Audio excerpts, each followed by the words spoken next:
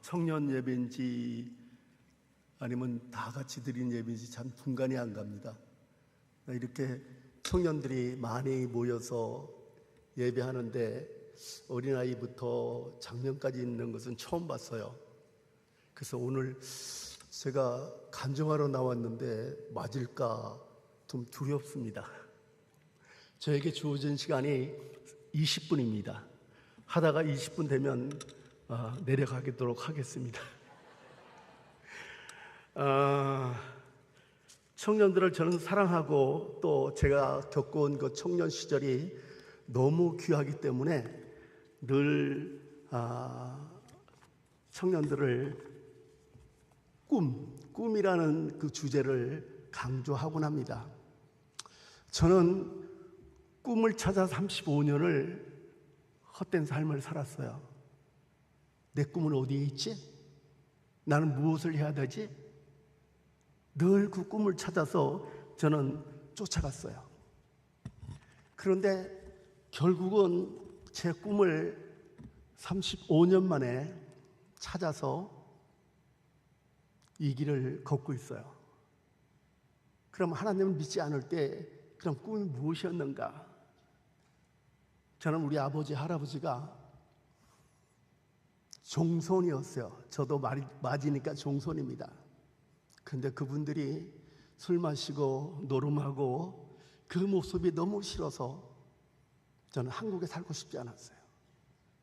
외국에 나가 사는 것이 꿈이었어요. 그 두 번째 꿈이 그 고통 속에서 나를 일어서게 했던 것이 트로트 노래였어요. 그래서 가수가 되고 싶었어요. 그런데 예수 믿으면서 그 꿈을 하나님께서 다 이루어 주셨어요. 여러분들 꿈이 있습니까? 우리 청년들에게 묻습니다. 꿈이 있습니까? 이야, 대단합니다. 근데 꿈은 내가 꾸는 꿈과 하나님이 주시는 꿈 두 가지가 있어요.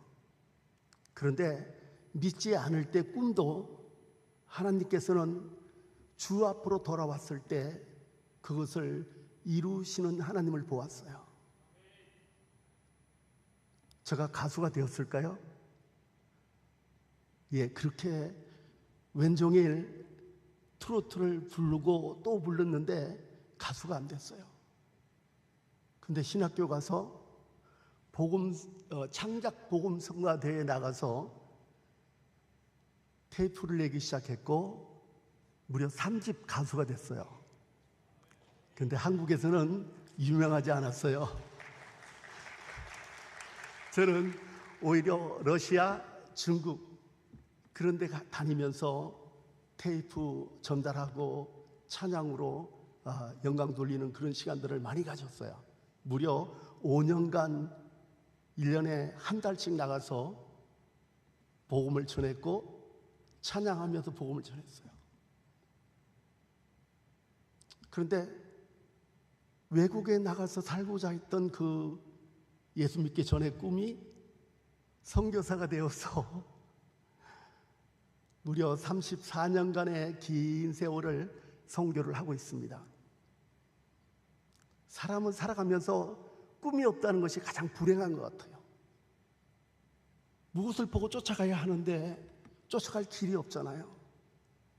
근데 하나님께서는 저에게 이 두 꿈을 이루시면서 마음껏 찬양할 수 있는 기회 주셨고 마음껏 외국에서 살 수 있는 기회를 주셨어요.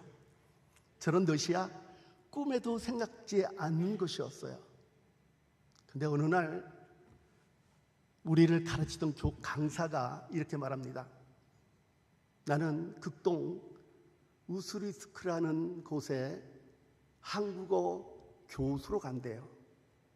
그러면서 찬양팀을 구성하고 같이 갈 사람들 모으고 있는데 저는 방관했어요. 왜냐하면 저는 러시아 적대국이었잖아요. 6.25 때 우리를 얼마나 괴롭힌 나라입니까? 그래서 절대 저는 러시아를 생각지 않았어요. 근데 어느 날 보니까 제 꿈이, 제 기도가 사라졌어요. 하나님 문을 여실 때 움직이지 않으니까 그 기도가 헛되게 되더라고요. 하나님이 주신 꿈은 하나님이 열어주실 때 믿음으로 발을 내디뎌야 돼요. 근데 많은 사람들은 꿈은 꾸고 있는데 기도는 하고 있는데 행하지를 않아요. 문이 열렸는가 열리지 않았는가 확인하지 않아요. 그래서 저는 그때 하나님께 이런 기도를 했어요. 하나님, 그러면 제가 믿음의 발을 내딛겠습니다. 주머니에 열어보니까 내 주머니에 딱 5만 원이 들어있어요. 그래서 저는 이것을 여권 내는데 활용하면서 이제 러시아 선교에 발을 내딛습니다. 근데 저는 학생이니까 돈이 없어요. 하나님, 모든 물질은 하나님 책임져 주십시오 하고 시작했어요. 근데 그것이 바로 오늘의 선교사로서 무려 러시아를 34년간 오가는 그런 꿈을 이루었어요. 여러분들, 지금 이 세상은 AI 시대로 아무리 공부를 잘해도 아무리 백이 좋아도 앞으로 갈 수 없는 곳들이 너무 많아요. 줄 있고 백이 있어도 안 될 때가 오고 있습니다. 그렇다면 여러분들은 무슨 백이 있어요? 하나님이 주시는 백이 있어야 돼요. 하나님은 여러분들을 그냥 이 땅에 보내지 않았어요. 요셉을, 야곱을 통해서 이 땅에 보내신 그 목적이 무엇이었어요? 꿈을 통해서 그에겐 고난이 있었고 성취하기까지의 많은 어려움이 있었어요. 그러나 그는 이스라엘이라는 나라를 형성할 수 있는 토대를 만들어 주었잖아요. 여러분들이 하나님이 보내실 때, 이 땅에 보내실 때 그냥 보냈다고 생각하면 큰일 나요. 분명히 목적이 있고 뜻이 있습니다. 꿈이 없다면 그 꿈을 찾아야 돼요. 어떻게? 물어봐야 돼요. 계속해서 물어봐야 돼요. 어린아이들은 부모에게 끊임없이 물어봅니다. 이게 뭐야? 이게 뭐야? 저게 뭐야? 근데 청년 때 되니까 어떻게 해요? 부모에게 물어봅니까? 물어봐요? 안 물어보는 것 같아요. 이게 잘못이라는 거예요. 우리 아들이 저 뒤에 와 있어요.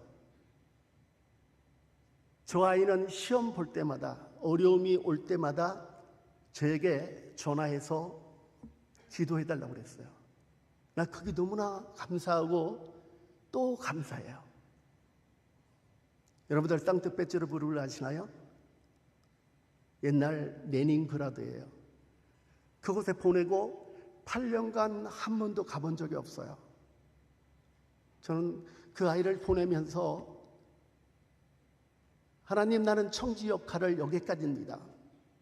하나님이 먹이시고 입히시고 마시게 해달라고 그렇게 기도하고 있어요. 그렇게 했어요. 그랬더니 내가 완성하지 못한 가수를 저 아이를 통해서 이루어 가고 있다는 사실을 저는 알았어요.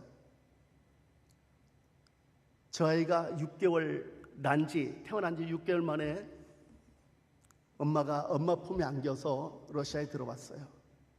그리고 이방인으로서의 어려움을 당하면서 이번에 성악 박사 학위를 받고 한국에 돌아왔습니다. 이것이 그냥 되는 것이 아니고 기도가 있었고 저 아이에게 꿈이 있었어요. 한국에 대학을 보내려고 했더니 이런 말을 합니다. 엄마, 아빠, 나는 한국에 갈 수가 없어요. 왜? 자기의 꿈은 가수래요. 가수. 그래서 실용음악을 하겠다는 거예요. 결국은 실용음악 1년 후에 성악으로 바꾸었고, 그리고 갈 수 없는 저 멀리 있는 상트페테르부르크, 러시아에서 가장 성악적으로 최고지에 있는 그런 학교입니다. 자기 스스로 그렇게 말을 해요. 내가 생각해도 내 자신이 너무나 자랑스럽다고. 왜? 외국인으로서 학위를 받을 수 있다는 건 쉽지가 않아요. 한국과 러시아의 교육 방침은 틀려요. 한국은 레슨을 통해서 음악을 하죠. 돈이 들어가요. 러시아는 명예를 먹는 나라예요.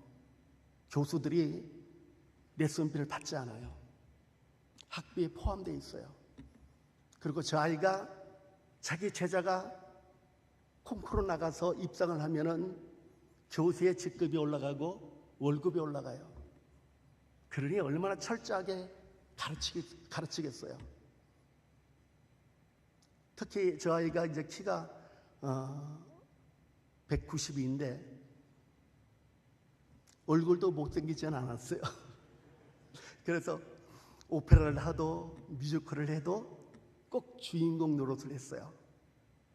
이번에 이제 철수해서 군회를 가고자 이렇게 들어왔는데, 오늘 여러분들과 같이 이렇게 나누면서 하고 싶은 말은, 꿈이 없다면은 앞으로 소망이 없어요. 하나님과의 관계에서 멀어지면 소망이 없어요. 로봇가 대신하잖아요. AI가 대신하잖아요. 여러분들이 갈 곳이 설 곳이 어디라고 생각합니까? 요셉이 꿈을 이루기 위하여 형제들에게 시기와 질투를 당하고 미움을 당했어요. 그런데 이 요셉은 한 번도 그 꿈을 포기하지 아니했다는 것입니다. 감옥에 내려갈 때도 하나님은 술 간원장과 떡 굽는 간원장을 만나게 함으로 꿈을 해석해 주었고, 그것이 끝날 줄 알았는데 결국은 바로의 꿈을 해석함으로 말미암아 총리로 올라섬으로 말미암아 하나님의 꿈을 이루어가는 걸 볼 수가 있어요. 여러분들도 그럴 수 있어요.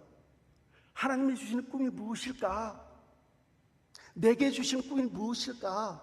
찾으세요. 없다면 찾으세요. 있다면 이것이 하나님이 원하는 꿈일까? 원하는 뜻일까? 확인하세요. 나중에 꿈을 이루지 못했다고 절망하고 낙심치 말고 확인해야 돼요. 왜? 우리는 예수 그리스도의 피로 값주고 산 누구의 것? 하나님의 것이기 때문에 하나님이 원하는, 하나님의 뜻을 이루어가는, 예수님께서 하신 그 일들을 재현하는 삶을 살아야 하기 때문입니다. 이제 예수님이 우리를 영접하러 오실진데, 예수님 앞에 설 때 너 뭐하고 왔니?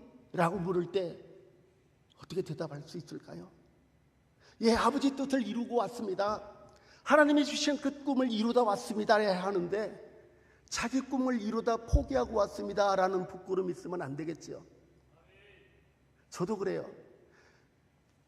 34년의 많은 세월을 헌신하고 선교한다고 했지만은 날이 가면 갈수록 부끄러움만 남아요. 내가 뭐 했지? 어떤 열매가 있지?